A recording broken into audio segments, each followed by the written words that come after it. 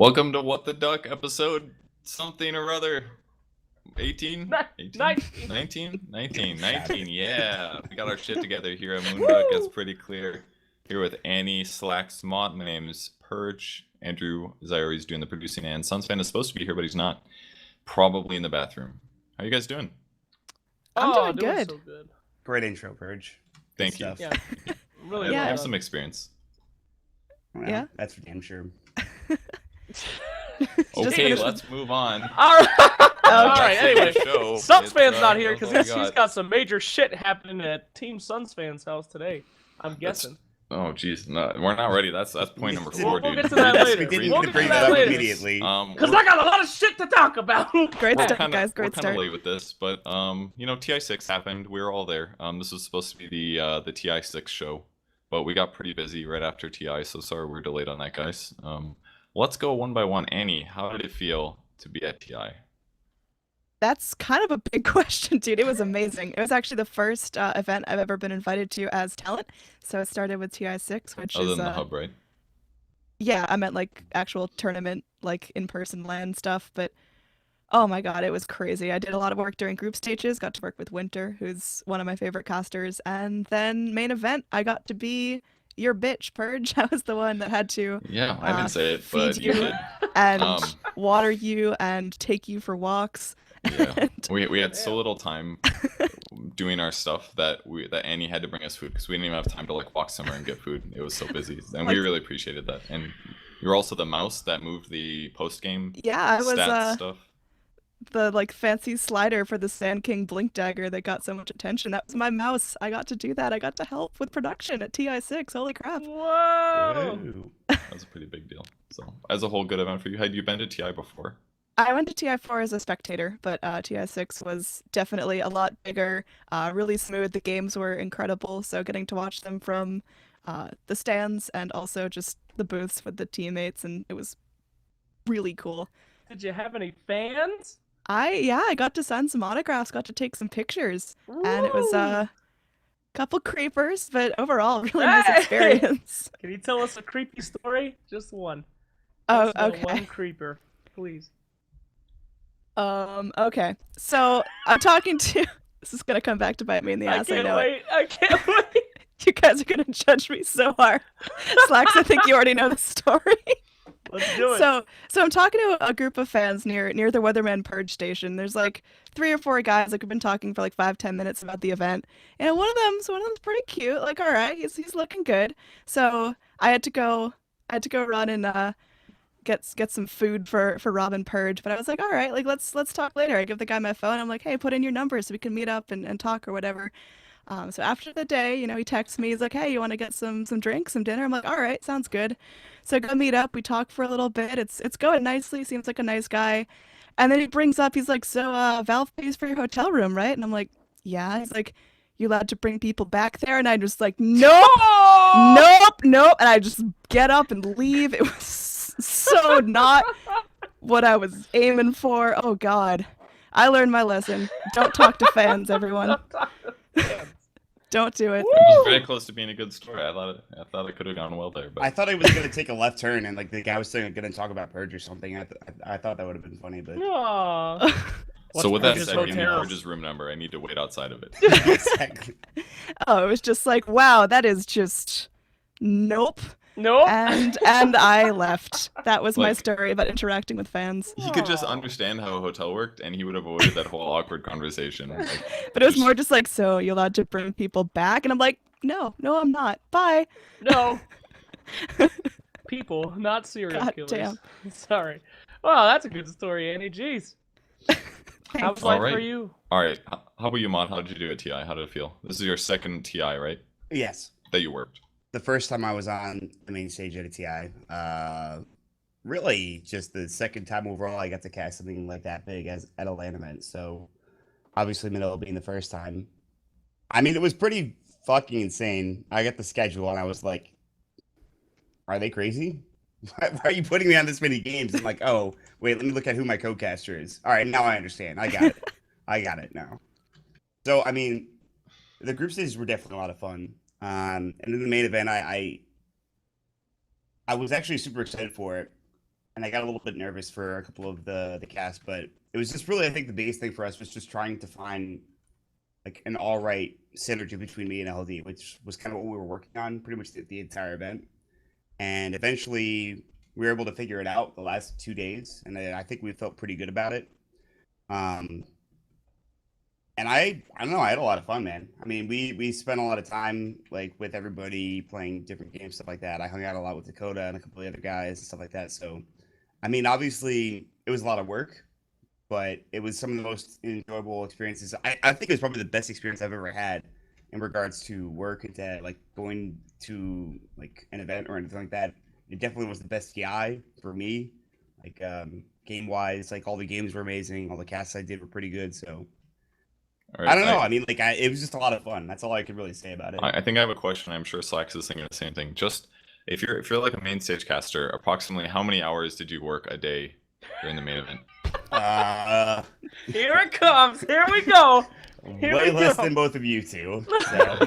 No, I'm honestly curious because like you do like one set a day, right? Usually, it would be like either one best of three, or it'd be like a couple best of Yeah, ones. it's usually And that was it, one right? best of 3 best ones. That's right. Well, that's correct. It does take a lot of energy, but not nearly as much as what you guys have to do. And, well, and every time you do a game, that's like you're on camera or you're in voice for 60 minutes. Whereas if I do a segment, it's like 1.5 minutes. It's very little on camera time. It's a lot of work outside of that, and I'm sure it's very similar to Slacks as well. Although Slacks is probably like a happy medium between the two. I think so. Yeah, that's the thing. Like, Okay. I was just curious. It's just crazy. Like the amount of you can't just stop talking, right? You kind of have to keep going throughout the entire game. You can't just ever have a break and just be like, okay, well, we're gonna have somebody else come on. No, you have to Can't keep just going. stop talking during a cast. Purge. Anyway, continue. I don't have anything else to talk about. You kind of just that was it, dude. What about other stuff besides the event, man? I mean, this was the year you weren't just early qualifier Maut. You were main stage Maut, dude. That's your new name, by the way. Is it? What was Manila like main stage everything Maut. else? Was it different from just being like associated with the event rather than like the star of the event? You know? I mean, it was kind of different. Not, I mean, like, I don't know what you mean different. I mean, I don't like, know, main stage Maut. How did it feel? It felt pretty good. Like, I don't know. It was nice to actually be on that stage and be able to cast and be able to talk about those games. And then people would, come up and recognize me and actually say hi to me. Whereas it used to be like, they would get this look in their eyes, like, I kind of know who that guy is, but I'm not going to approach him because I really don't know who he is. And then to this TI where everyone's like, oh, it's Maut. I probably hate him, but I'll read a signature from him instead of actually just ignoring him the entire time. People like you, Maut. Yeah, this whole self-deprecating thing is just my jam. So Somebody out there likes you, Maut. I don't know who it is, but I know. certainly isn't me. Yeah. Ooh, God. We're gonna sit next to each other on a plane. Slacks. This is gonna be a great time. All right, Slacks, how about you? How about me? So How was give us, TI? Give us your tearjerker background. Have you ever talked about like what you did? I mean, you talked a little bit about it on your stream, I assume. Who Never the watched it fuck before, cares? but like, what was it like to go from being a waiting tables to like literally being a stage host for a $20 million tournament? Nobody gives a shit. I mean, it's That's not as you true. thought. I don't know. I mean, I was just doing the same shit that I did at TI4. I did at TI6. It was just they let me on the stage instead of running from security and stuff. But every year I say the same thing. TI is the worst, best thing in my life. It is a non-stop marathon of pain and destruction and every single fiber of my being. I wake up at 6 a.m. every day. I go to sleep at 2 a.m. every day. And it's non-stop walking around, talking, hugging, and laughing, and I fucking love it. It's hell on earth. It's the worst thing in the world, and I love it to death. But TI was terrifying. It was absolutely terrifying. I was hired, and they told me, Slacks, hey, you're going to do the same thing you did at Manila. Great. Sounds great. 220-page book of research on the players. Getting ready to do my post-game interviews, maybe make 2 or 3 content things. Then an hour before the group stage, they say, "Oh, hey, you're not doing interviews anymore." Okay, 220-page book, no worries. Let me throw that away. No problem, don't need that. Okay, let's come up with content. Then, right before the thing, the main stage, they say, "Oh, hey, you're gonna be the stage host." Okay, Okay, I can do that, sir. It was a non-stop terror from beginning to end, and I loved every moment of it. You never think, I don't know, it's weird, you know. I don't want to get all mushy on you, but you never think dreams are gonna come true. They came true. And so you didn't even know you were gonna host until right before it happened. No, I knew nothing. I literally knew nothing. But shit happened. It's fine. It was like yeah, I mean there's some criticism that we could apply towards Valve for that one, I think. I mean, Purge just never get invited to TI again. Yeah, I know. I love it. Great decision, Valve. Very good. Slacks handled it, and we did it, but that stuff creates stress, and it leads to potential poor performances is all. I mean, I think everybody pretty much made it work. Like, Annie had to cast with Winter, who she's never casted with before. I'd never met him until we started casting together. Exactly, and Maut casted with LD, which they didn't have any time to prep. And most of those things went pretty well. But what if they like ultra flopped or something? You know, like it could really impact the show. That kind of planning is maybe something that could be improved in the future. But they did have to do 4 majors, including TI, in the last year, and that was an insane amount of time. That was very clearly too much shit going on, I think. So I'm sure they were just consistently behind due to that. But yeah, it's a good sign that everybody did well, considering that some of the things were a little bit last minute. I mean, yeah, I have to admit, you guys, everything that you guys did, and with Valve, the production value, I will say their back of house at this event for TI was incredible. I've never seen anything like that. You know, their editing, their production, the video, all the guys that they hired for the camera crews and shit. Oh, it was perfect. And I really feel like the only thing that was kind of like this could fuck up at any second was us, and we all pulled it off pretty fucking good, I think. But yeah, man. I mean, just in short, it was dream come true, and I really think it was the best TI, and I think that we all worked to make it that way, Valve and you guys, especially you, Purge. Talk a little bit, buddy. I gotta hear about the screen. What was the weatherman like? I made a vlog about this, and it was like 2 hours long or something. If you want to watch that. Yeah, I watched that every night. I want to go to sleep. We got time, Purge. Yeah. It was. Okay. Well, I'll just repeat everything I said there. Basically, I got invited right before Manila. I think right before we left to Manila, I got asked to do that segment. At the time, I was obviously excited about it because people had talked about that kind of a thing in the past, and there had been some other esports that had done it. And I didn't really know exactly how much information there would be. Like when they first invited me, there was like a large variety of things that they thought I would do. Like they thought, oh, maybe do like a segment teaching people over 3 minutes about like mechanics or something. That I pushed for that a lot. I was like, oh, I want to take like 3 minutes to talk about how armor works and how magic resistance works, but make it like less mathy, throw some graphs up, explain some basic principles. That way anybody watching who doesn't actually understand those things can get it. So things like that got cut out. But another thing that I really pushed hard during the first meetings was replay clips, basically, and like saying that the way that clips are done after a game, like highlights, they're just not good, because it's usually what happens is all of the talent is working. Usually almost all the talent are working and busy and very, very overworked.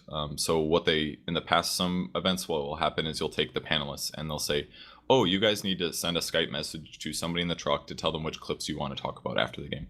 But the problem is that for panelists, the only time they have to eat, go to the bathroom, is usually during the games. So to add extra tasks on top of that is kind of difficult. And to always remember, like, to send the messages about what clips you want, it takes like extra thought, and it's kind of too much extra work for panelists in most cases. So usually what just ends up happening is you take somebody in the truck, the production truck, who picks cool teamfight clips, and they make those, and they put like 6 teamfight clips in. So then when the panelists are talking about a game, they just play those random clips. They'll talk about the game for 10 minutes, and then the panelists will start playing clips, or the truck people start playing clips, or the panel will say, let's look at some highlights from the game. But you don't know what they are. You're not prepped on them. They're usually not what you actually want to look like. And half the time they're clips that you've already talked about in some ways. So it's like all these visual aids are not being presented properly in the analysis panel at all, like not even close. So in the first couple meetings that I had with some of the Valve people, I talked about that a lot. And I basically feel like I showed that this TI. So that we took clips from in-game Dota TV, and they were relevant to what I was talking about because I had obviously planned. And what I showed, I presented it well, I think. But I think the real true value in what I did was that it showed how real good visual aids are to talking about the game. It's not even necessarily the drawing with arrows. It's literally I get to watch a replay and take the cool parts out and show them to people. Like, that's it. And it's relevant to what I'm talking about because I planned it. So what I think, the reason I mentioned it being a revolution, and I really feel like that, it revolutionizes Dota 2 broadcasting and Dota tournaments. You're laughing at me, but I think... I'm not laughing at you! I don't use that word lightly by any means. The revolution. No, it's honestly a broadcasting revolution. It's something that has always existed in Dota. I said this on there. Somebody...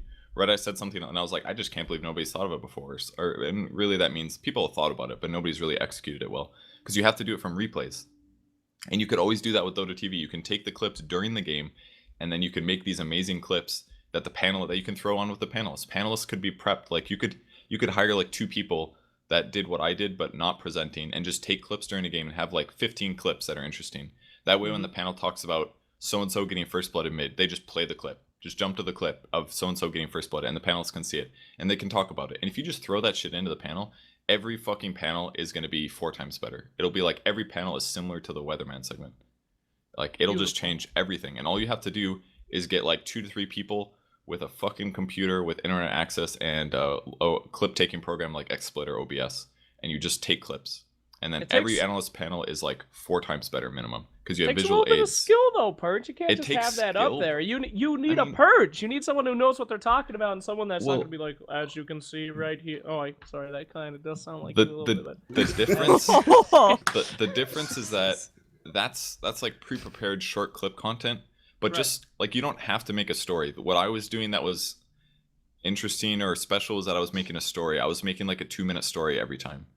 And I had these clips like flow into each other. I mean, some of them didn't work very well, and we worked through that. Rob and I, obviously, but it was more about making a story for the segment stuff. But if you just make way more clips than you need, and then when they talk about whatever on the panel, you can throw those clips up. Or maybe when the panelists come back during the game, you can be like, here's the 20 clips that we have. So if you guys want to talk about it, you can verbally mention it, and then production will jump to it.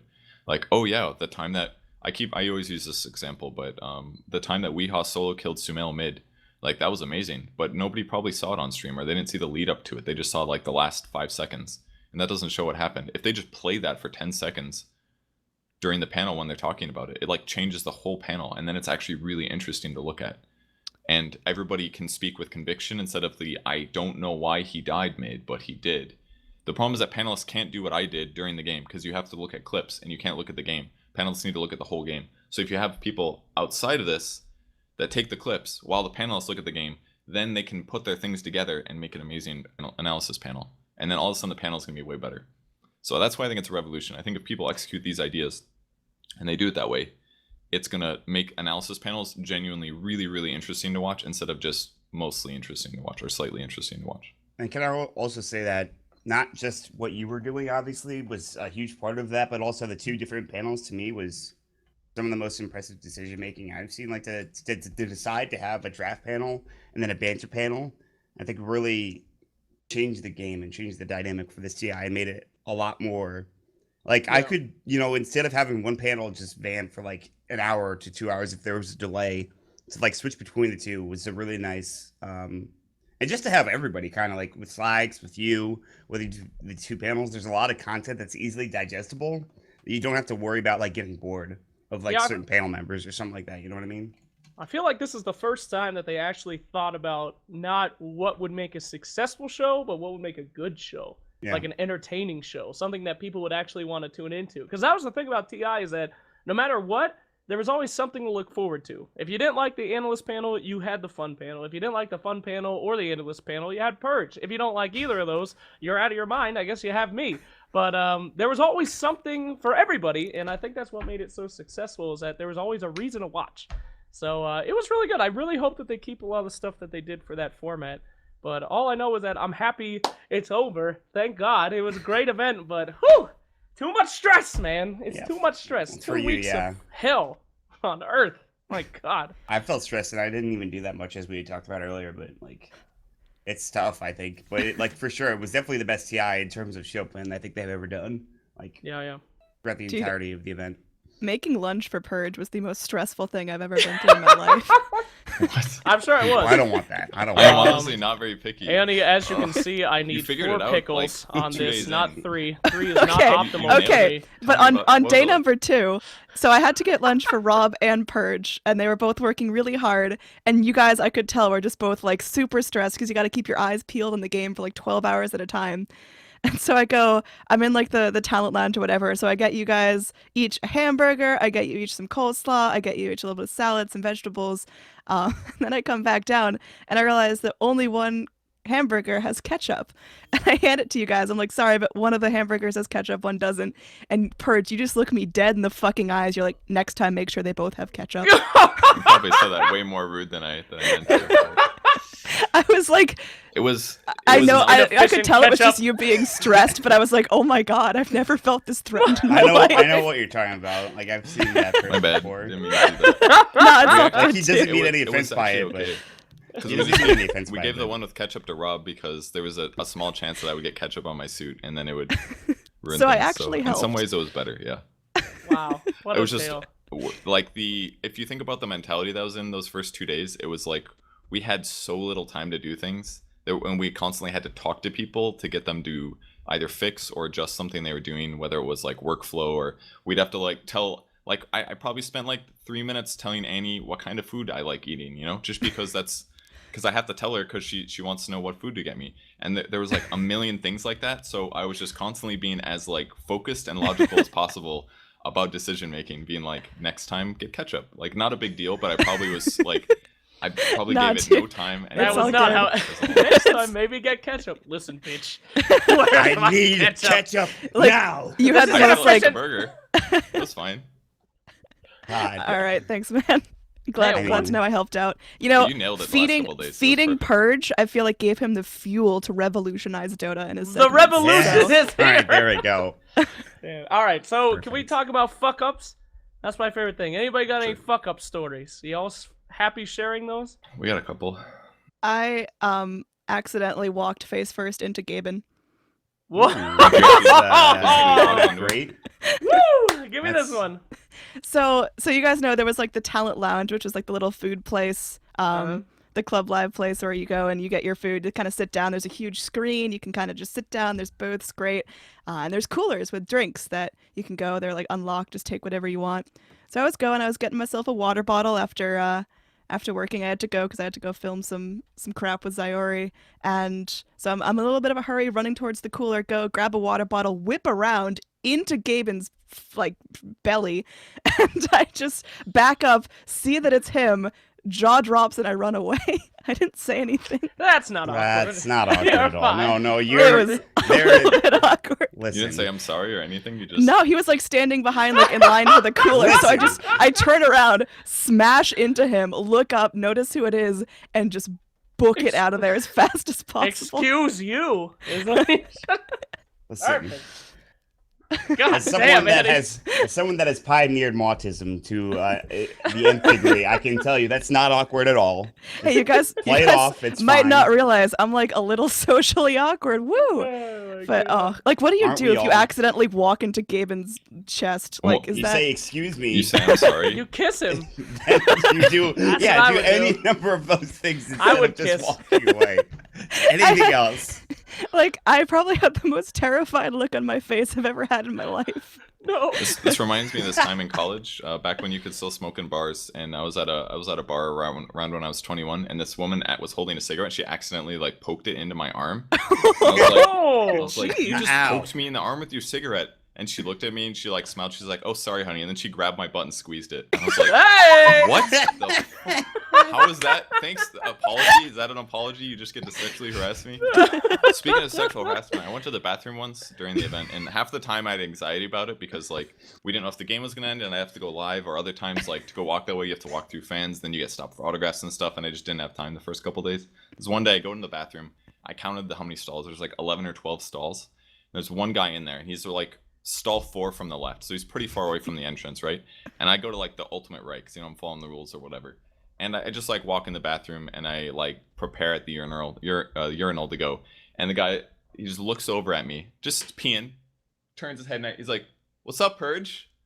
and I'm just like, I like mumbled something out. He probably didn't hear it, but I was like, I don't feel comfortable talking right now. Like I don't want to talk right now, dude. While we're both peeing or something, it feels weird. And so I just like go back to peeing after mumbling that, and 2 seconds later he's like, "How you doing?" Still peeing. Just still peeing. And I thought about it later, and I was like, you know what's the weirdest part about that? It's not that he recognized me and talked to me. It's the fact that while he was peeing, he chose to turn his head 90 degrees to the right and look to see who walked into the room, you know? Like, unless he just has this, like, god-tier peripheral where he can be like, that man's wearing a suit. He's probably talented. Let's look at him, you know? Like, that he actually turned That's kind of likely, actually. and was like, hey, let's see who's pissing in the same bathroom as me at a urinal. Yeah, let's talk to him. This is going to be cool. That was fucking weird, man. Beautiful. If you guys want, like, don't talk to people in the bathrooms. Like, wait until they leave the bathroom or some shit. That's way better courtity wise. Right? TI bathrooms are amazing. There's great stories. There's water all over the counter. I don't know how the water gets all over the counter, but it's just people everywhere. just cup the water with their hands and throw it on the mirrors. It's like just the wettest place. It's gross. Did I tell you guys my quick poop story from TI5? God. It was don't great. Want to hear it. I was in the bathroom and I'm sitting down on the toilet and I hear this guy go, oh, and I'm completely silent. And then all he says is, "Not this, not now." I was dying. What's it, SUNSfan? It sounds No, like you and SUNSfan that's together. all he said. "Not this, not now." Oh no. Was he in I love TI, the dude. stall? Yeah, he was in the stall next to me, and I was just silent when I'm in the toilet. I'm like, woo! God, I love TI bathrooms. Oh my god. All right, So, Maut. Where's Give the us a quick fuck poop up. title come from? It was just a quick story. I just went in there for a quick poop, story, and I heard that was in and out. It was just a moment of one man's life that I'm sure was a very dark moment for him. But all right, Maut, give us a TI fuck up. What do you got? I don't think I had any real fuck ups, to be honest. I try to be as like I try to avoid any awkwardness as much as possible. And Doesn't work. I mean, there are people that are there. There's one person that was like, "Hey, man, not a huge fan of your casting, but I would like an autograph anyways." There was a guy that actually said that to me. So Did you sign I thought that was, yeah, I signed it. I mean, I probably should have been like, go fuck yourself, but I was really tired at the time, and I was just like, you know what? This guy, he at least had the decency to come up and say that he didn't like my casting instead of being an asshole and lying about it. So that's fine. That's nice. You know what? That's okay. Oh yeah. Oh, sorry. Are you done, Maut? Sorry, I didn't mean to. Yeah, no, that's pretty much the end of the story. After I flamed that guy, for the segment where he got a sign stolen, he came up and got an autograph from me. He's like, "Hey man, I'm that guy that you just Blame the shit out of shit all over." What do they call it when roasting? I'm the guy you just roasted on stream. And I was like, "Oh, cool. Do you feel bad?"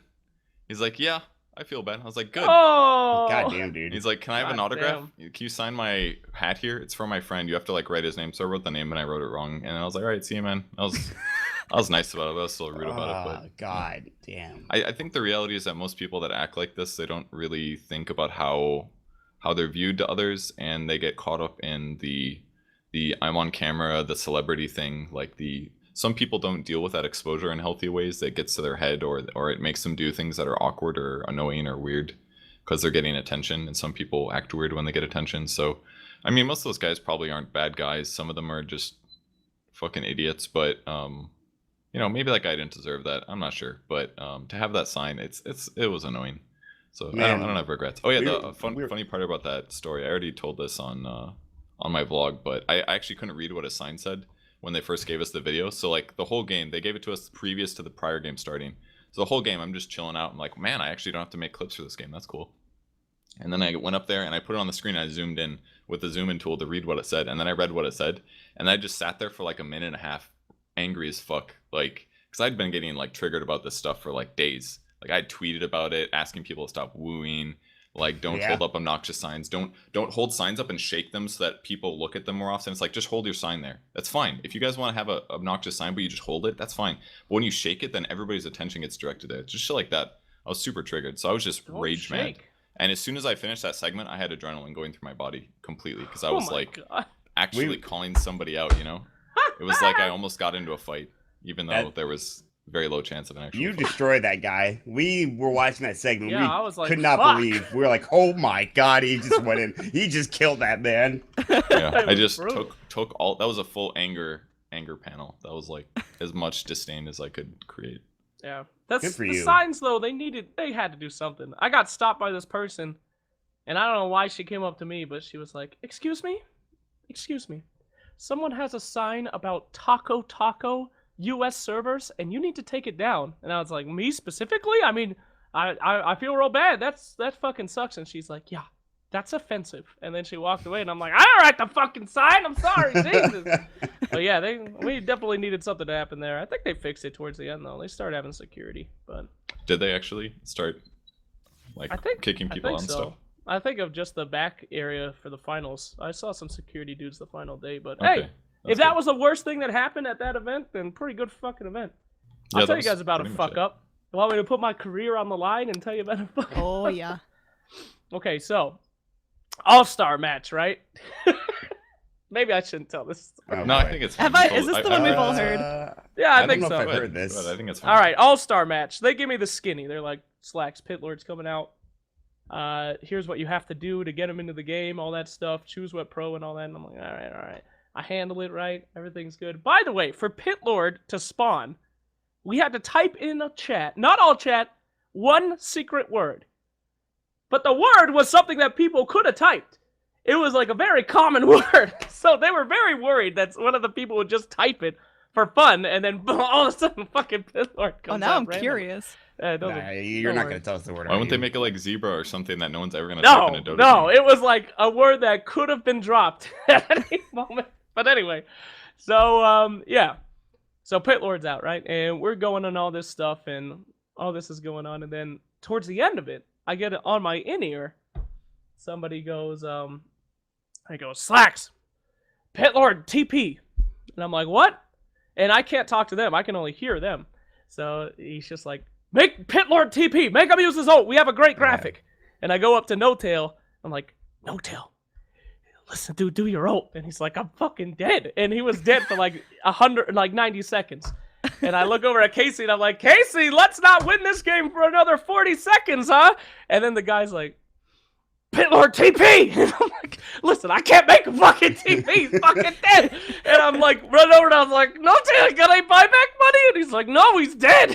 And the guy is like, TP Pit Lord, we have the graphic! So I walk over to one of the guys and I'm like, can you tell him that he's fucking dead? I don't know what to do! And he's like, Slacks, he has to TP now! Get him to ult now! And I'm like, he's fucking dead! And I was freaking out. The game ended. And I was like, I went back there and I'm like, I'm sorry. He can't just come back. He can't just come back. And I was so scared.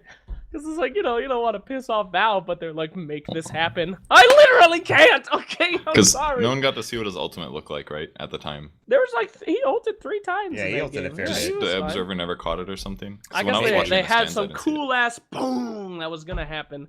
And I was like, oh god, Okay. No Tail, you're fucking me. Please don't do this. You're fucking me. That was great though. I can't believe they did Team Slacks, Team Casey. My god. It was really nice to go into a stadium and see all of your haters visually. And be like, oh, look at all those Team Caseys. That guy fucking hates me. A lot of the ones I talked to were like, yeah, I got Team Casey because I thought there'd be a higher percentage to get picked because there would be more Team Slack shirts. Wow. Well, also the line for shirts went like and lapped Casey in the arena, which was pretty cool. Slacks actually brought us down shirts down the production area. I want to shout out to Slacks for actually You like, asked getting me. me a shirt. Yeah, I was like, give me a shirt, and then You you didn't get fucking me got one? me one. My girlfriend was like, are you gonna bring home a bunch of Team Slack shirts? And I'm like, that's kind of like hyper egotistical, isn't it? Like, here you go. This is for you. So, I don't know. Anyway, what an event. Just thinking about the whole thing gets me all, gets me all Yeah, me too. excited and tingly. I love it. Anyway, where the fuck is SUNSfan? Is he coming to this bitch? Yeah, let's ask him some questions. SUNSfan, what's it like for your team to get second place? Yeah, SUNSfan. Where you at, bro? All right, well, what else do we got? We want to move on from TI. Any other last words about the TI experience, everybody? I had I a cool loved it. time. You're Great all experience. amazing. Everyone that came Aw. up to me. Yeah, I was like really pleasantly surprised because I'm like pretty young. I'm the new kid. I'd never worked with most of you guys before, and I felt like super included. I feel like I fit in with the talent. Like I was eating next to people. I was so worried about having to like eat alone in a corner, like the awkward new kid at Steven school. But Glansberg. yeah, everyone Yeah. was super welcoming. So Yeah, honestly, everybody in the Dota scene, caster and talent-wise, is all pretty nice. I don't know what it's like for the pro scene for players, but for talent, I think everybody just loves the game, and Don't that's tell him that, dude. that's Tell him why all we're all assholes. That's why we're all fairly nice, except sometimes I'm mean about ketchup. But Dude, it's Wait. forgiven. Can I tell one more story I forgot? Oh, of Yeah. course. Okay, last one. So the hero interviews, right? Now we hear about this. I get contacted like a week before, and I was working on the OG down low right before TI, and I cut everything. I stopped streaming because they contacted me. They're like, "Hey Slacks, we want you to do something. We want you to interview heroes, like Pokemon Go, interview heroes at the event." I'm like, "Okay, that sounds super cringy. How is that gonna work?" They're like, "Well, if you think it's gonna be cringy, we'll let you write the script." And you figure it out, okay? Just write it so that it's not cringy, because you're doing it. And I'm like, oh, fuck. So I spend, like, tons of time researching these heroes.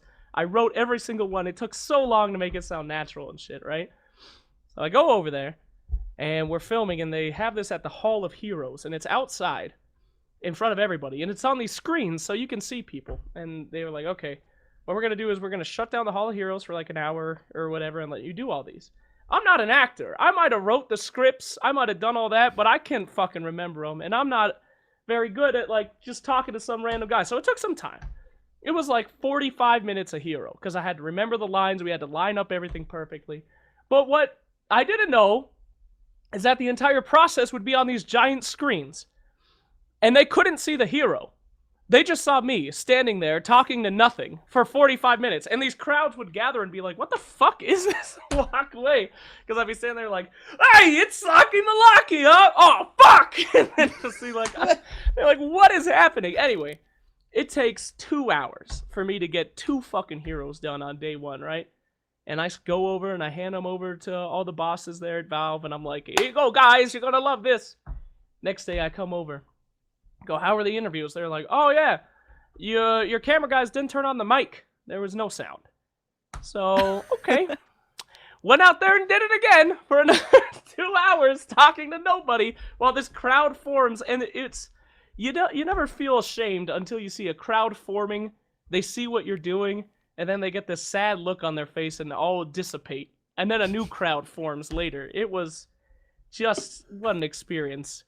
To have to be like, oh, Oracle! And then you look at these people and they're like, no, he's not there. What are you doing? And then they walk away. My God. Anyway, but they were good though. I think they turned out good. There's some that were not included. God. Yeah, but yeah, I mean, they were really, I will say this too, last point, is I've been to a lot of events where they'll have you come out and do content. You'll work your ass off, you'll make all this shit, and they just don't have time to use it. That's part of the job, no worries. And they just throw it away. And we made a shitload of content, me and Casey. It was something like 10 pieces a day or whatever. And they were so nice that they edited every single thing we did and put it on the Dota 2 YouTube. So it lives, and it's nobody has ever done that. You just make shit, you work really hard on it, it disappears, they forget about it. But they cared. They even went and edited it and put it on after the event was over. Very sweet. That's really stuff. cool. Yeah, That's very cool. Were there any good ones that we should check into? No, it was all. Okay, there was one where I got shot in the ass by the air cannon, and I don't know if it's anywhere, but that shit was not. It hurt. Arsenio just shot me in the butt with a fucking t-shirt launcher with a bunch of plushies like a shotgun, and the clip is me walking, and then I get shot, and I go, Jesus! Oh! Maybe that's why it's not on there, because I like physically recoil and yell out, Jesus, fuck! They don't want proof of them injuring you. Right. Maybe they don't want that online for further things, but... I really felt like Valve did a great job collaborating. Like, in previous years, we kind of felt like we were doing everything that they told us. And obviously that still happens in some ways because they're the bosses, but I felt a lot more involved personally in this TI, and that made me feel really good as talent. Yeah. And they involved us with meetings, asked like opinions on stuff. To talk about how many videos you made, Slacks, that was actually kind of the problem this year, is they actually made too much good stuff that we were having a lot of trouble balancing it all and finding the right balance for everything. But I really feel like towards the end of the tournament they hit a perfect balance once we didn't have like 12 Dota games to watch every day. So I think Valve honestly did a really good job this year. It wasn't just the talent by any means. They had some really good planning. What we wanted to do, and then they helped us do it instead of telling you what to do. That's how you run a good event. But anyway, so what about post-TI, ladies and gentlemen? We got lots of talking to do here. I played just 4 watched, games like- of Mafia.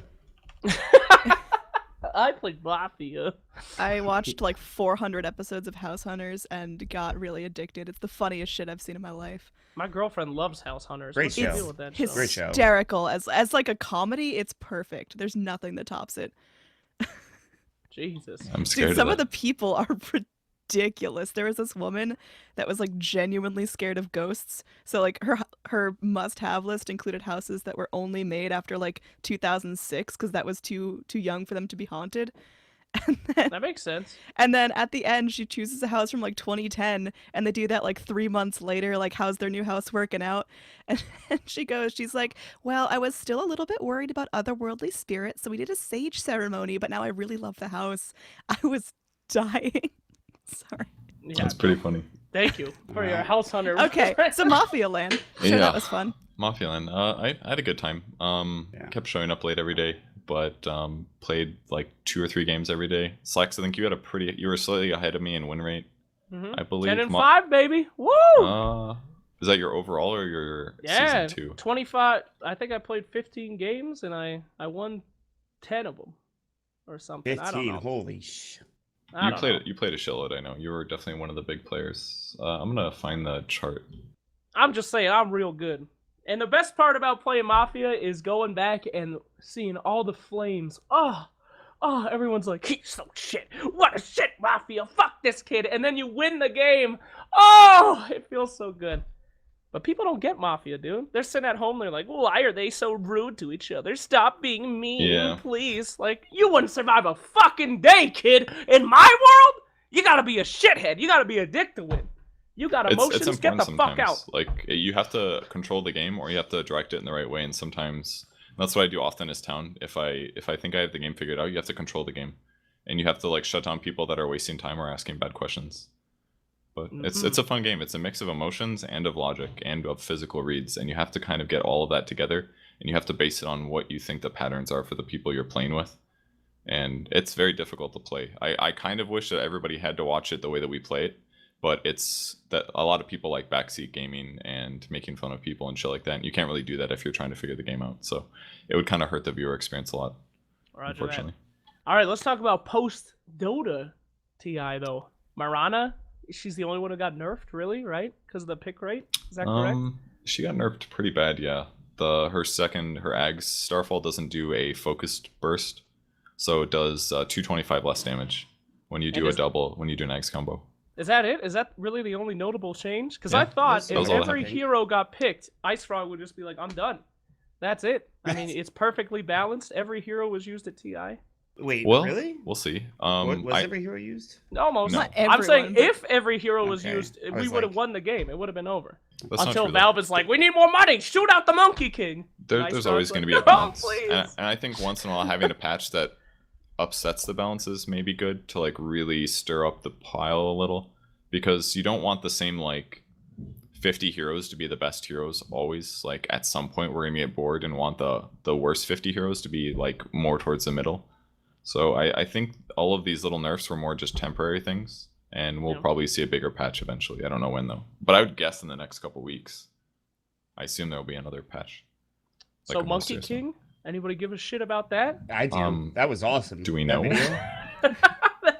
That was awesome. I mean, I have no idea when it's coming out, but this No. fall. I know Wetboss was talking about the hero and like what he was gonna be like and how it's already ambushed shit. I'm like, dude, we've not even seen any footage of the hero. What are you talking about? Now, I heard rumors, right? I mean, isn't one of his skills is that he turns into a tree or something? It's like a disguise ability, and then another one is like, He jumps down from trees, apparently, like jumps across. I don't know, dude. and like, then there's this is what something I like heard from like an random illusion people. swarm, like Weaver swarm, and it goes forward, but it's illusions of him. That He sounds can't like right. control Oh, him or okay. something. Yeah, it sounds Something right. like Was this that, based on but- like some Dota 1 post or something? On the Something like forums? that. I remember reading a bunch of this shit, but he's got some kind of like disguise ability, some kind of illusion-based swarm thing where he can't control them, but they just go forward and attack anything that they can.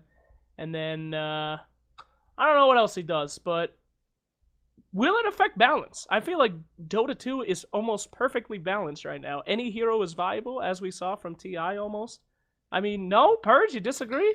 You can't say It it's is the perfectly- most balanced Yo, it's ever been. Can you at least say that? Yeah, easily. It's easily the most balanced it's ever been, but to say that it's perfectly balanced, that's just blatantly false. Like, most of those heroes that got picked only once got picked once, and I think their win rates were probably... Really? I would assume they're... okay, my bad, you got me. But, Good stats there, son. all of those one-picked heroes, I would assume their win rates are below 50%, because most of them are probably not used. Too, right? All the heroes that didn't get picked at all did, I believe. Yeah, but most heroes did not get a buff. So there will surely be a mix-up. Like, I mean, if you look at the weighting or something, and you said, like, what percentage of the hero pools were picked in the large majority of the game, it's got to be, like, 50 heroes or something that were in the large majority of games. And then the other 45 heroes that got picked, like, 3 or less times, if they only got picked 3 or less times in a game that in a tournament that had, like, 150 games, like, is that balanced? That's not balanced. Yeah. You gotta like mix it up. I don't know if it's better though for the game to have 100 heroes in play always, or for there to be a metagame. I feel like it's best if there's a metagame. Like, for example, like what I just said, 50 heroes that are consistently picked for every game with some occasional special picks. Exactly. With a little bit of techies here and there. So the game should be balanced around maybe altering that pool of 50 heroes a little and making sure that nobody ever gets left behind, ideally. Right. So, like, basically what happened this TI, but happen again maybe next year with different heroes that are more popular in the meta, with some slight alterations here or there, is best for the growth of the game. Mm-hmm. What do you guys think? Pit Lord? Any thoughts, Maut? I have not played him yet, so but I want to. Yeah, I mean, like, we just got home a couple of days ago, and I have to play more Dota. I think Pit Lord, a lot of people are trying to figure him out. He looks like a fun hero. I kind of really want to play him, but... You guys want me to do my Purge Plays Pit Lord video right now? Yeah, let's do it. Please, right now. Please right now. I played him, like, I used to really like him in Dota 1, and I've played him probably 3 or 4 times now in Dota 2. I really like him. He's very similar to Jakiro, actually, in a lot of ways, in that he has an AoE nuke, he has AoE disable, and he has a damage reduction 3rd skill. And he also, except the only major difference is that our ultimates, Pit Lord's is used for escaping or countering split push or split pushing. But Pit Lord's actually very good, I think. I wouldn't necessarily say he's top tier or anything, but I think he's pretty up there. I think his win rates are really good. You can farm insanely fast on him once you get Soul Ring Tranquil. I think he works best as a support, but I think he could be viable offlane. I don't think he's a good mid. I think he won't scale well enough. But yeah, I think he's really good as a support personally. It's very similar to Jakiro, but better. I guess. I don't know. I don't know a good situation that he's in when you're on the losing team. I mean, if you're losing and you have Pit Lord and then you TP your whole team into a fucked up team fight, I mean, it's over. Okay, so then you just don't TP your whole team into a fucked up team fight. What do you do if you're losing with him? How do you get back into the game? You use your ultimate to get you out of bad situations and save people that normally would die. Easy. Like, I don't know if you guys can hear that leaf blower outside, but there's a leaf blower anyways. We can. His second skill goes through BKB. It disables through BKB. It's really good against melee heroes. It's really good against BKB heroes. That alone is amazing. Plus, Pit of Malice means that if you're behind, you should be able to slow down pushes consistently. Sorry, Firestorm or whatever the heck it's called. You should be able to slow down pushes. You can constantly pressure other lanes, even by yourself, and you can do it safely because of your ultimate. Like, there's so many good things about the hero. Like, maybe the biggest counter is like Storm Spirit, or any other Orchiding high mobility hero, but he's pretty good. I honestly think he's very good. Man, that boring ass hero. We can't hear you, Maut. Maut, boy, we can't hear you. Sweet boy. You're muted. He's out. He's out. You're busted. Fuck support. All right, okay, sorry about that. All right. Apparently, I have a button in TeamSpeak that mutes me, which shouldn't exist. But my question is, I haven't played Pit Lord yet.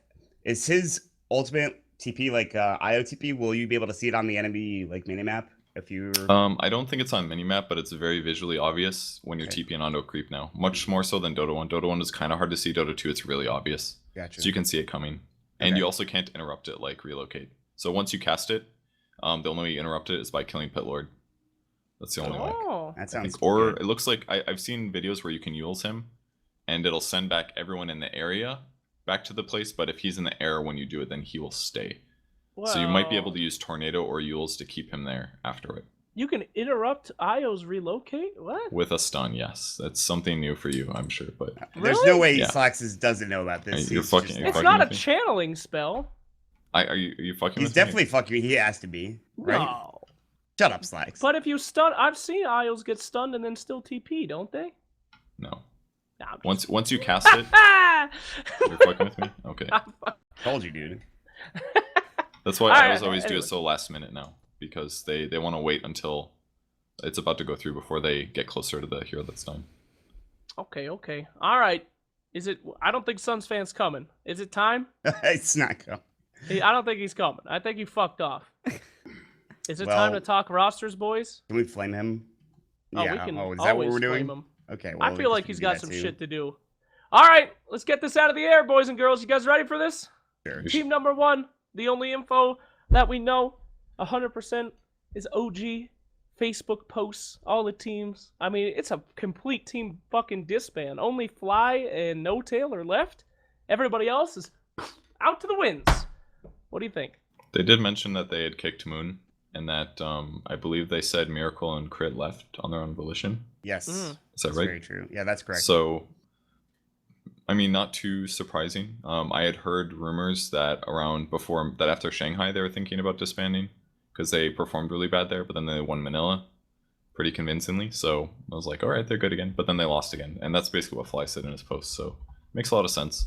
And I think there's always going to be turnover. You know, you just get, if you play with the same, it's like think of like I don't know, roommates. Like you can be friends with somebody, but if you're roommates with them and they do things that annoy you, it just gets to be too much.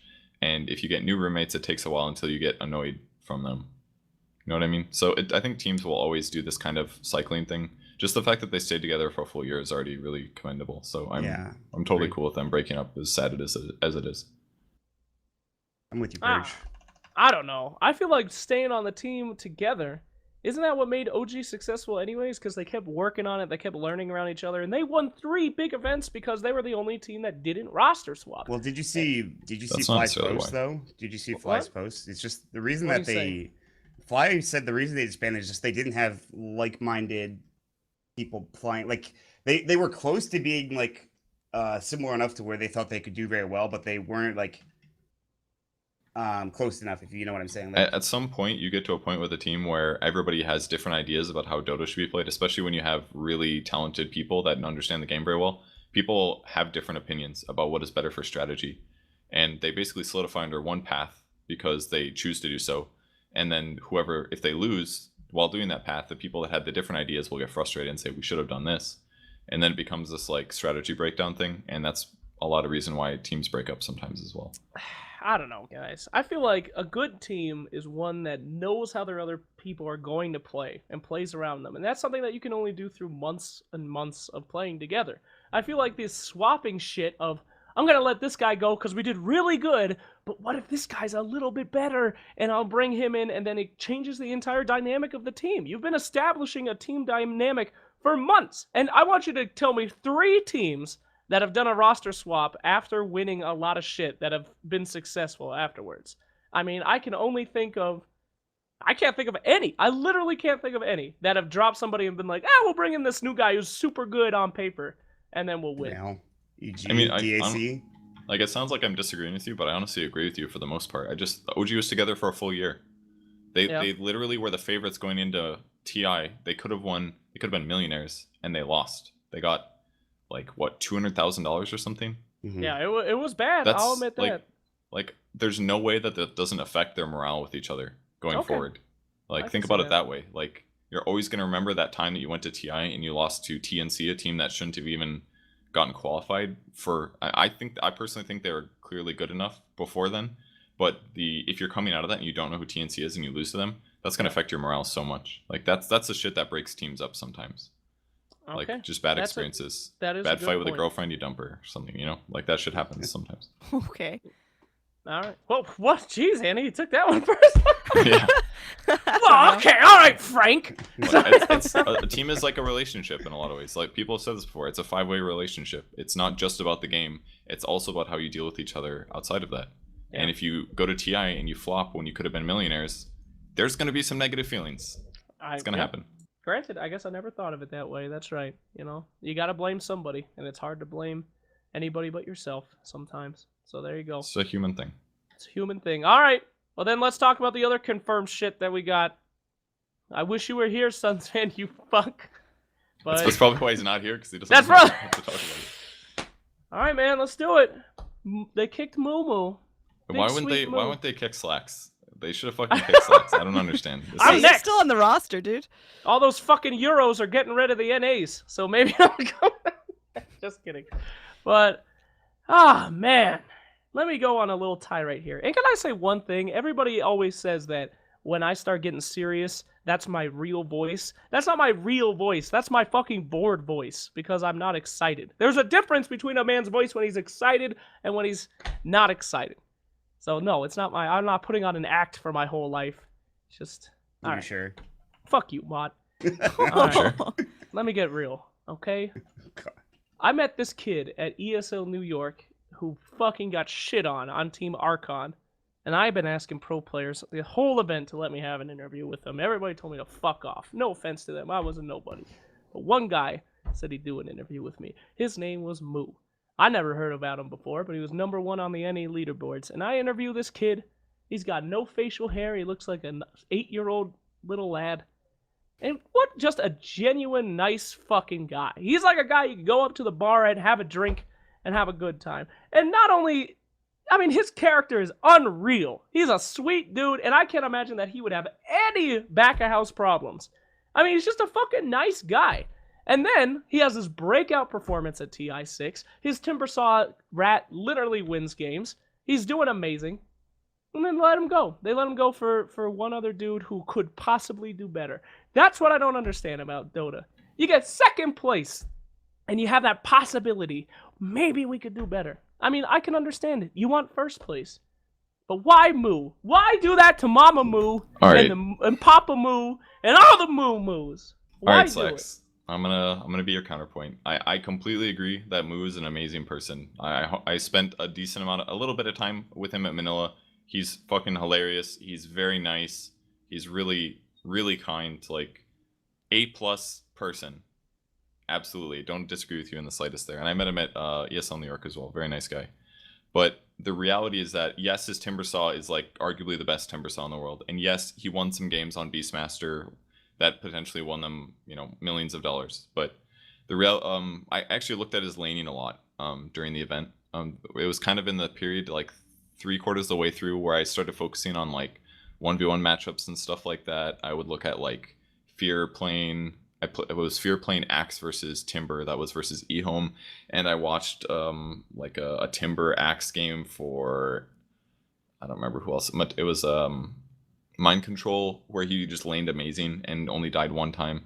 And there was other times where I watched Moo lane and he just got outlaned. I think Moo's failings as a player right now are that he is not very good in 1v1 situations. I think he's good in offlane situations, but I think in 1v1 situations, he can be exploited.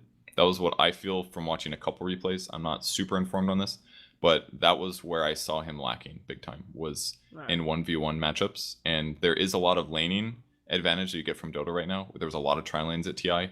There's a lot of aggressive dual lanes, things like that. If he's weak in 1v1s, like if their opponents do an aggressive tri lane and they put their player 1v1 versus Moo, and they know that their guy is better than Moo, then it's going to give DC a harder chance to win that game. And that was the one place where I felt like Moo was lacking as a player, was that he wasn't as good as the best 1v1 players in the world. Right. In 1v1s. That's also, the only don't get me wrong, too. Everybody's like, Misery's such an asshole for kicking him. I'm not upset at all. You can't be upset at these guys. They're in a situation where they can win millions of dollars by these tiny decisions.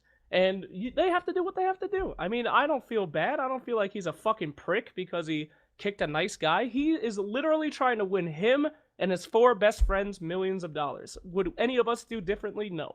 We would all do the same, and if you wouldn't, then you're never going to be successful. Sorry, but if you do shit just because you think that someone's a nice guy, not that you're going to win, you're never going to make it in Dota. But I just look at it this way, dude. He was a caterpillar. He was brought onto DC. He performed. He's now a beautiful butterfly, launched free into the world. I have no doubt that he's going to find an awesome team and continue to perform. I know. But have you heard the rumors? Now, I know I'm on DC. They don't talk to me. This is not confirmed at all. But the rumor is it's going to be Moon. So they're replacing Moo with Moon. No, you're like the only person I've talked to that thinks that. I'm pretty sure. No, right after. I mean, it's a rumor. Somebody said after Moo got kicked on Twitter, he said +N, so Moon Moo was also kicked. He's looking for a team. Do you think that that could be a good combo? I think Moon is probably. I think he's better at 1v1s. I've seen him outplay a lot of characters, players, stuff like that in 1v1 matchups. So if that's what they're worried about, then I think Moon is a good fit. Yeah, he's also I would say he's also very similar to Moo's playstyle in that he's space creaty. Yeah. In his offlane, he does crazy shit, and usually it works out. And sometimes that works for Moo, but other times he might die a few too many times. It's like kind of like it just sounds so much more negative than I mean it to say. Like Moo is still like, for sure, top 10 offlaner in the world, something like that. But you know, if they had the top 3 offlaner in the world on their team, would they have won TI? Maybe. I don't know. Maybe man. not. Maybe Moo does things for the team that are beneficial in other ways. Like what if he's really good for, you know, making everybody feel included? Like they like being on a team together because he's a cool guy and he's nice. Like maybe that's all benefits. Maybe they're going to be a Rager team now or something. Like that's what's scary about these decisions. Is that a lot of times people will prioritize play and who are the best players, and that's kind of what's been happening in EG and Secret the last year or so, and it hasn't always worked. And sometimes it does, but doesn't. It does sometimes. I mean, EG still did really well at TI. They got 3rd. I mean, they did get 3rd, but I mean, you look at Secret, and that's always been their thing. Like, look at who performs best on paper, and then that's gonna make a great team. And that shit has never fucking worked. And that's what I'm saying. What are you talking about, dude? They won fucking Shanghai. Oh, nobody remembers Shanghai. And they got 2nd at Frankfurt. Who you just cares? don't think that shit works, or yeah, whatever. Okay. I don't know. I mean, that's always been their thing. I just feel like Moo was a kind lad who probably kept that team together. And is Moon gonna do the same thing? Maybe, but maybe there's a reason he was kicked from OG and everyone else left. So who knows? It's a risky decision, and I wish them both the best. That just makes me sad. It makes me sad, but that's life. You gotta do what you think. You're just preparing for your getting kicked for DC next. I don't give a fuck. They should kick me. Did you see the new sub rules? You can actually have good subs on now. Like there's no lock. You could have pro subs. They could be on other teams. Why would the fuck would I? Yeah. Interesting. It's true. The new rules are they don't have to be locked in, and a sub now can be brought in. They could be on a different team. I'm pretty sure you can replace them as long as you write them down ahead of time. So I mean that's fucking. So like if your sub's on another team but you go to a tournament and they're already on that other team, can you replace them for that tournament? I'm just saying. I'm just curious how it works. It's because the problem right now is that nobody wants to be a sub because most tournament orgs aren't going to pay for you to be a sub and they'd rather be on a team. So you have these rare cases where like Zai, for example, was still finishing school and he became a sub. He was a perfect example of a top tier player who was a sub. But as soon as he gets back into it full time, now he's on a team. And now there's no more subs that are good. It's like you have the only subs you have right now are teams that fall through the cracks or teams that are like tier 3. Which or and then there's like Slacks. You have a fucking joke sub. Hey, that's got him. There's not a lot of good things about subs right now. So if they can be on other teams and you can change them more freely, that sounds good. But the ecosystem isn't ready for subs to be paid well. Subs are very weird too. People think that substitutes are like you could just swap out. That's actually not the case. You have to someone has to die. Like you have to lose a fucking hand and be physically unable to play for a substitute to come in. Like at Where TI, are you getting this information from? It's true. At TI, you couldn't just be like, all right, I feel like putting in my other guy this round. They have to be like fucked. You have to have somebody having stomach worms to be able to come in. Oh god. So yeah. That's Unless gross. I literally killed someone at TI, there was no chance I was going to play, which I did consider. Have you ever been in a situation where if you killed somebody, you got a free $1 million? Have you? Because I was 2 weeks ago. That was a legitimate thing. You have to win if you're a sub team in order to get the money. I mean, were you the only sub? They were already in second place. Ush wasn't there. It would have had to have been me. Have you ever been in a situation where you literally could kill someone and be a millionaire? Dude, they could fly him up within like a couple hours. They wouldn't have flown his ass But you'd have to murder them in a way where the suspicion wouldn't be on you until the game's already happened. Yeah, that's why you go to an autograph session. It's just like Assassin's Creed. There's a bunch of people in the crowd and then one little knife in the back. They don't know who actually was in that crowd. Slacks, I'm pretty sure if someone actually had that happen to them, we would stop playing Dota for a while. Like that, we wouldn't keep going. I even picked out. All right, well he's dead. We better stop playing. If someone gets stabbed, they're not moving on to the next game. Slacks. Listen, that was bound to happen. We better move on. I even picked which one I'd kill, who I thought could still win if I replaced him. Sorry, Sasuke, but I feel like if I replace you, Moon could have still won. So that's all I'm saying. God damn it. All right, Slack. Alright, I think we anyway. talked about this enough. I mean, I feel the same way. Alright. I really like Moo as a player and a person, but yeah, I like his team's parents. got to make hard decisions. You met him? Okay. Yeah, I was in the DC booth hanging out for a couple of days. They are just lovely people. Really That's supportive. cool. All right. Well, we got one last thing to talk about, right? Yeah, What's big that? announcement time, I guess, if we're going yeah. for this. So in just about a week, Maut, Zayori, and myself will be relocating to Colorado to be close to Slacks. We have got ourselves a Moonduck house. We are all moving cross country to kind of do this thing for real, which is pretty exciting. And to clarify this, the way that Moonduck kind of works, if you guys don't understand, we kind of just formed because we wanted. There's a lot of random people in the scene that don't have the ability to relocate. Either they don't want to live in the Los Angeles area, or they didn't want to live in Germany. At the time, it was just BTS joined Dota basically, and we still wanted to have the some control over getting tournaments, things like that. So by them making a house, we're not all planning to relocate or anything. It's just the people that didn't already have like solidified girlfriends or living arrangements, things like that. Maybe you guys can like, why did you guys push for this basically?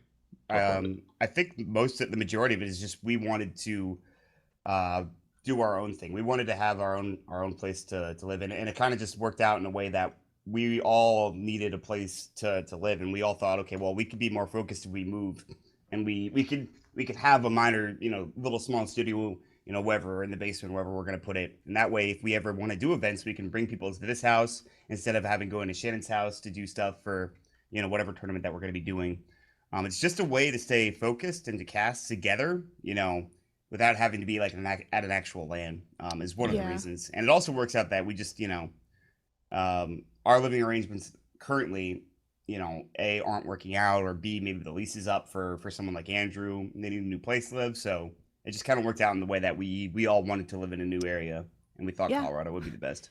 I mean, when you go to LAN events, when you're around all these casters, you feel like, you've got your team, you've got people that understand what you're going through, that also flip their sleep schedules on a daily basis and are a little bit nuts. And then you kind of go home and, you're back to living on your own in the real world, and it feels really lonely. So just having kind of a crew, a team of casters around you, I think is going to make it a lot more motivating and a lot more fun. So I'm really looking forward to this. I can really relate to that, Annie, actually. When you said feeling alone after you came back from casting, I really felt like that right before TI2, when I was really grinding at home. I lived with some of my Dota friends in Wisconsin, and I felt very involved with the community, but I felt like I wasn't doing anything social other than that. Like, I felt if I wanted to be social, I'd have to go make friends with people in the area that didn't have Dota as an interest, and I wasn't really interested. That was one of the big drives why I moved to California originally. So yeah, I can really relate to that. It's important to be around people that are similar to you.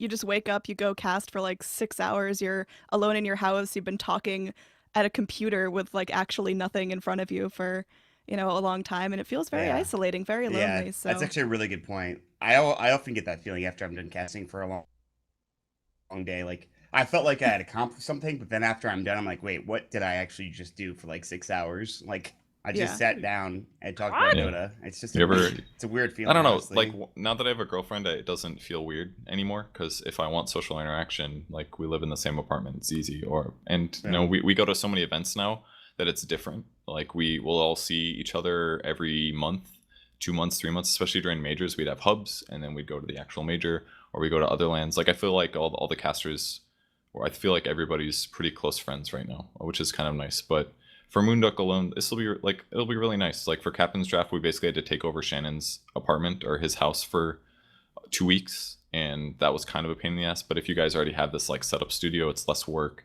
it's more organized. We don't have to worry as much about hotels and things like that. It's just nice for when we do happen to have like a LAN environment with a lot of casting, that we can do it very easily and quickly. So just a nice benefit for everybody.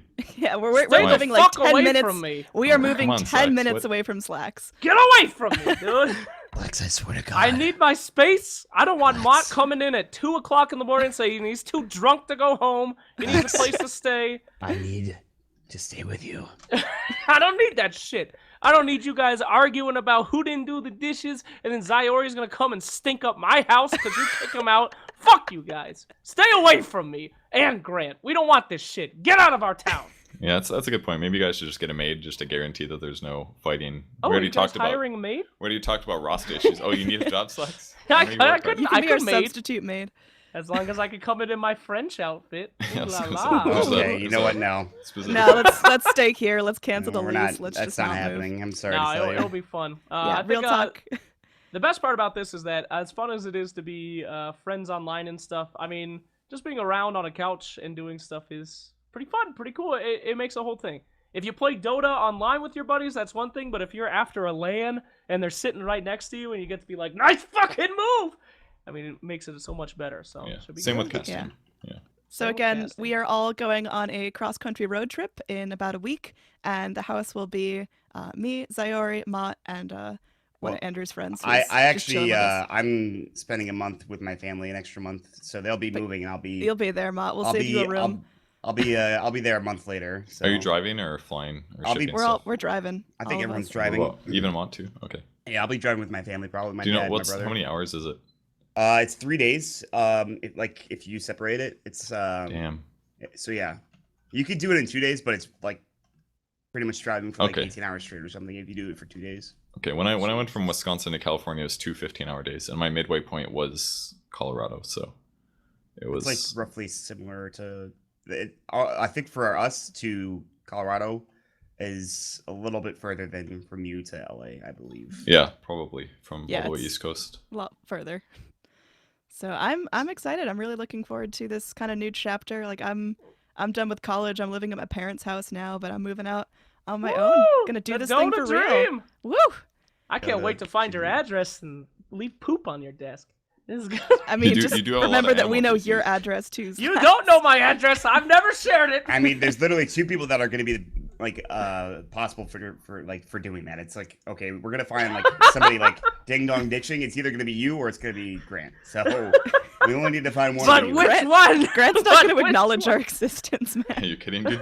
Yeah, Doesn't wanna- it'll be Slacks. There's no way he wants to hang out with you guys outside of eSport. Oh, he told me. He's like, yeah, we were telling Great about this, and he was like, all right, I guess I'm never coming out of my room again. See y'all later. Yeah, Stay he's not away. safe anymore. He might run into you guys at like a gas station or something, and it'd be real awkward. You have to pretend he doesn't know you. Oh, We have to like run Jesus. to Walmart at 1 in.the morning to get some like emergency shampoo Well, or that something might to be wash might it actually- through. But... enjoyable, I don't know enjoyable what hours- experience running into him at work. Oh god, that's going to be terrible. I don't ever want to do that. I want Grant to be the Grant I know, not the Walmart manager Grant, that button down happy. Hello and welcome to Walmart. My name is Grant. I never want to meet that man. I don't That's a think lie. he All talks that's a like lie. that ever. Oh, that's a lie. Does All he? right, we're getting too meta here. Alright. Let's close it out. That was episode 19 of What the Duck, Whoa, guys. story time. Story time. What the heck? Did we not tell enough stories? You have more stories? I mean, I Slacks always has have an more Slacks, endless list of please. stories. Do you have more I don't stories? Enlighten us. Do you have a No, story I you don't- actually want to tell? I told all the No, ones I no, wanted to I was tell. just asking if anyone had a good story. A I don't TI have a story story. they didn't share. I got a Oh, story from Slacks, this I morning. think you have one. You have a really embarrassing one. Which one? What? Remember? Just you and me and that other group of people. Oh, fuck! Oh, this is such a bad story! You like Do made it. him Oh, remember something God! horrible. Dude, you just, just like, gave him triggered him. repressed memories. You Jesus. Oh triggered my him. god, this is such a bad story. Okay, All right, well. prepare for this one. So one day, now I feel like a fucking the coolest dude in the world. I go into the what do you call it? The Space Needle, right?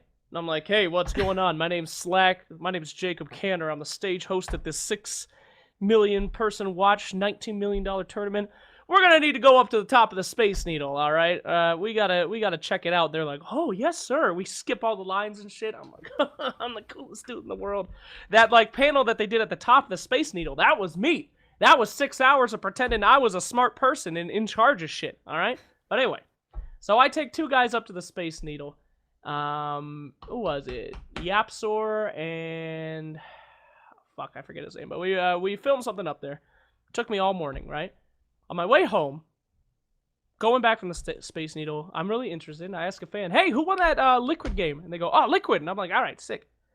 Anyway, I've been gone all day from TI, working my ass off. When you're doing content and shit, you never get to watch games. I watched probably 1 game in the entire TI. Anyway, so I get on the bus. Liquid's back there. For those I'm of there you too. who don't know, Liquid lost. And it was like a brutal loss. And Purge and Liquid are on the bus. I step on the bus. I thought they won. So I have this funny little thing. I'm like, and hold up, before you go forward, like it's No, like no. just them and us on the bus. Like me and Slacks get on. They're in the back of the bus, whispering, kind of like talking. yeah, about they're stuff. like And sad. I They're sit like in the depressed.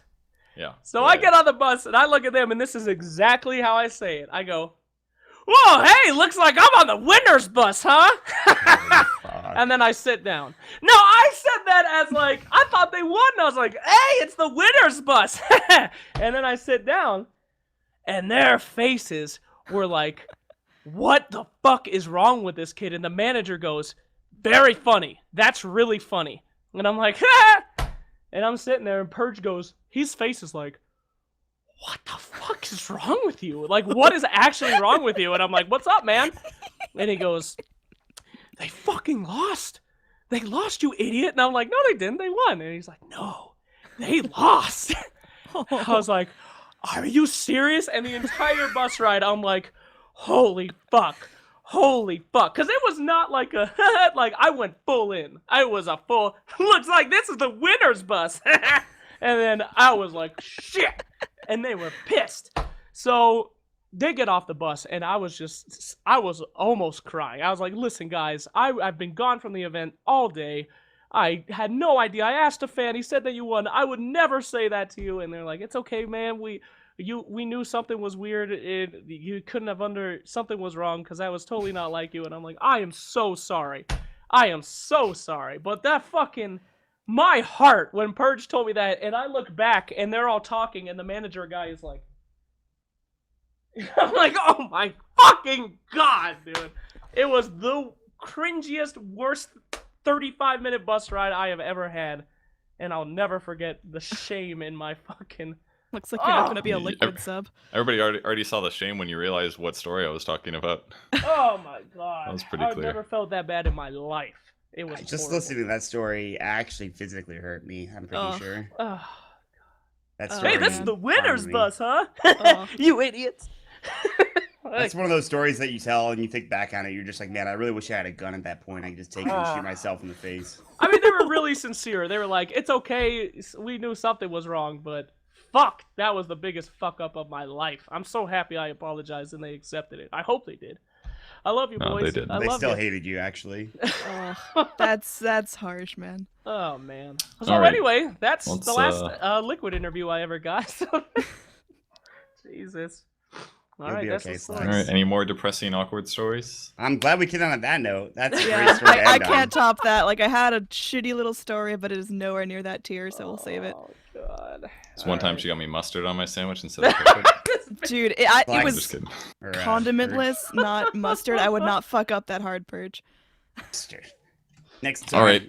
Well, thanks everybody for watching. Just special shout out to SUNSfan. Thanks for adding to the episode. Yeah, thank you, It's not SUNSfan. every year your pro team wins $2.6 million. So we're just happy he's here to share his thoughts. And Great insight. yeah, thanks everybody else for coming to the show and watching. We'll see you guys next time for episode 20.